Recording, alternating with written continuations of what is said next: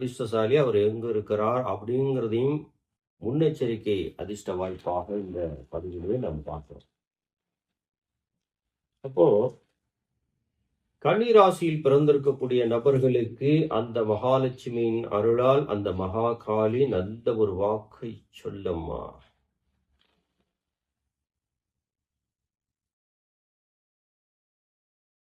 கன்னிராசியில் பிறந்திருக்கக்கூடிய நபர்களுக்கு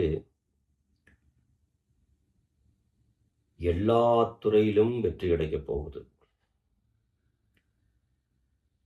குலதெய்வம் முன்னோர்கள் உங்க கூடயே பயணம் செய்றாங்க. தெய்வ பிரசன்ன வாக்குல இந்த சூழிகளின் தன்மையறிந்து பதில் சொல்ல வேண்டும். அந்த வகையில அத்தனையும் மலர்ந்து 2 மட்டும் கவர்ந்திருக்கிறது.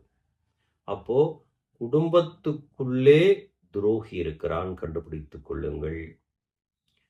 குழந்தைகளுக்கு அதீத செலவோடு திருமணங்கள் நடக்கப் போகிறது, அதையும் நினைவில் நிறுத்திக் கொள்ளுங்கள்.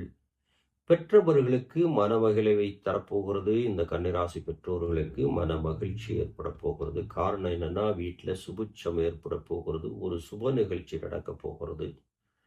அதே போல கன்னிராசியில் பிறந்திருக்கக்கூடிய நபர்களுக்கு இந்த ஆண்டு முழுமையான முன்னோர்களின் ஆசீர்வாதம் இருக்கிறது. அப்ப கன்னிராசியில பிறந்திருக்கக்கூடிய நபர்கள் அநேக துறைகளிலே, எழுத்து துறைகளிலே, ஆடிட்டிங் துறைகளிலே இருக்கக்கூடிய நபர்களுக்கெல்லாம் இந்த ஆண்டு யோகமான ஆண்டுன்னு சொல்லுது. அது மட்டும் இல்ல, கன்னிராசியில பிறந்து சட்டத்துறைகளிலே செயலாற்றிக் கொண்டிருந்தால், சட்டத்துறைகள் என்றால் என்ன? நீதித்துறை, காவல்துறை, இராணுவத்துறை, இதுபோல எத்தனையோ துறைகள், சட்டத்துறைகளிலே பணிபுரியக்கூடிய நபர்களுக்கு பதவி உயர்வு, இடமாற்றம், குடும்பத்துக்குள்ள வீடு இல்லாத நபர் வீடு கட்ட போறீங்க. இது முன்னோர்களின் வாக்கு.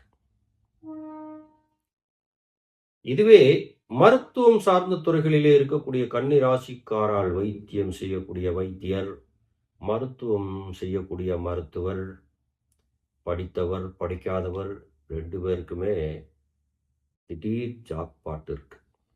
பெண்களால ஒரு அதிர்ஷ்டம் காத்திருக்கு.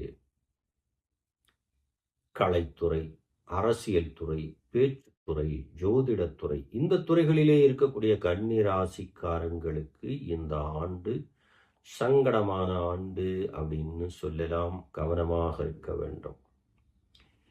கல்வி படிக்கக்கூடிய மாணவர் மாணவியர் கன்னிராசியில் பிறந்து